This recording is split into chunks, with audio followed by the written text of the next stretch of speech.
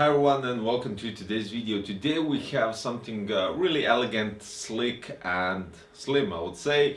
This is the Keychron K1 10 keyless mechanical keyboard, which is also wireless, and we're going to go with all the details, including the low profile switches that it has and that you could choose from, of course the difference in lights, the backlight of the keyboard and everything else. So after the intro we're going to talk more details about the Keychron K1.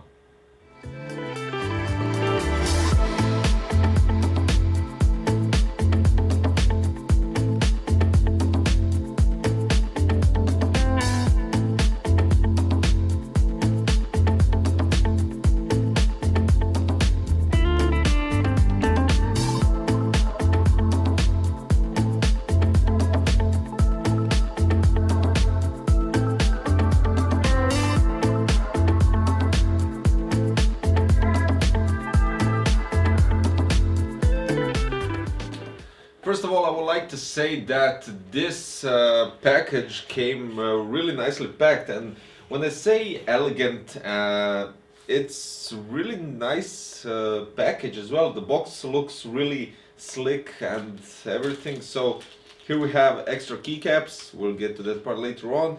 You have the USB Type-C cable, which is fully braided, which is really nice of course, and you get the keycap remover. And finally, of course, you get some instruction manuals and the keyboard, which for a 10 keyless keyboard is basically a bit heavy, but I wouldn't put that as a negative thing. I would say this is quite positive because you're actually feeling that it has quality. It's not some cheap plastic or anything similar to that. But let's talk more details about the keyboard. So first of all, you don't have any legs at the back that you could raise it and adjust it to your liking, but the keyboard has already a slight tilt, so it kind of does have a nice design as it is. When it comes to the design and the overall body, you can go with white backlight and the aluminum body, and you can go with RGB backlight and aluminum body. And this is why the keyboard actually has certain weight to it. Now, the keyboard really is sturdy and really elegantly designed. Now, when we're talking about the keycaps and the switches, first of all, they're fairly easy to remove. You don't need a keycap remover, but they're very easy to remove.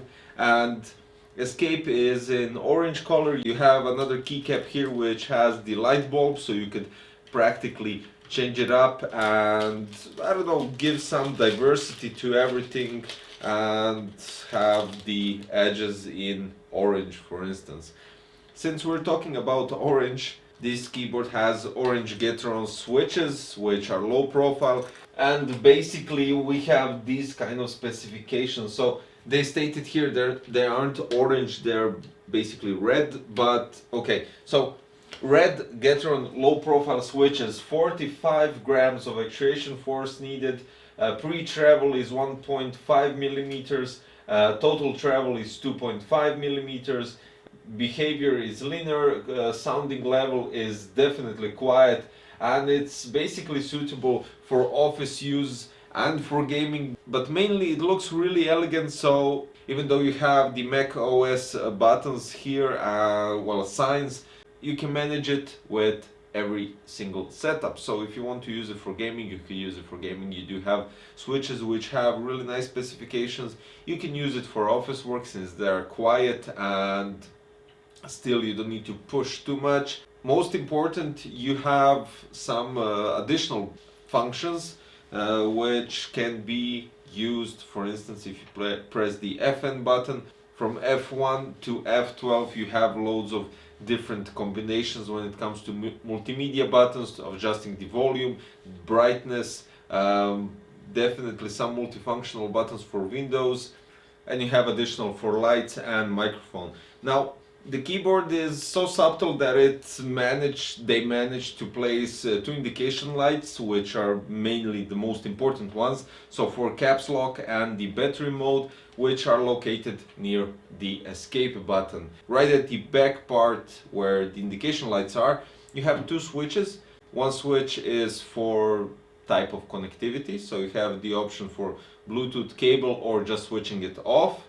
Then you have also a second switch which you could change and adjust Windows and Android, or Mac and iOS. So this gives you a diversity to connect to everything that you desire. Really cool. In the middle of the keyboard at the back, of course, you have the Type-C 5 volts 1 ampere connectivity to connect the cable if you're running on Bluetooth and you need to charge your keyboard. So immediately when you turn it on, the keyboard really does have an amazing light effects, and it really looks cool. I mean, you can see from the close-ups that even the light shines from the bottom switch to the next keycap on top and above it, and basically the aluminum body gives additional shine. Since we're talking about switches, let's hear the Keychron red low profile switches.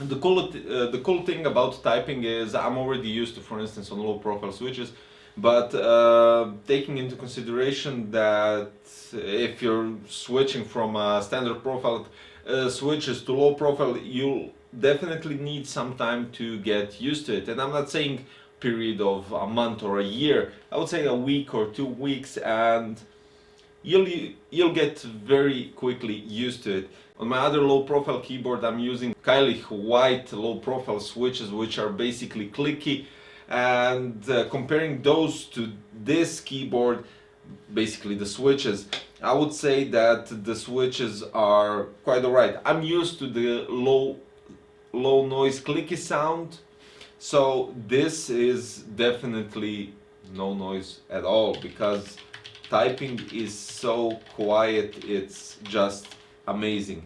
The good thing about it, and what Keychron did with this keyboard, is they did, for instance, for space, they did 2 stabilizers and 2 additional hinges that hold the space, so the space bar doesn't move whatsoever. It doesn't flip-flop, it doesn't move up or down. It's very, very stable. I could say the same thing for the shift buttons and for the enter, which is definitely appreciated.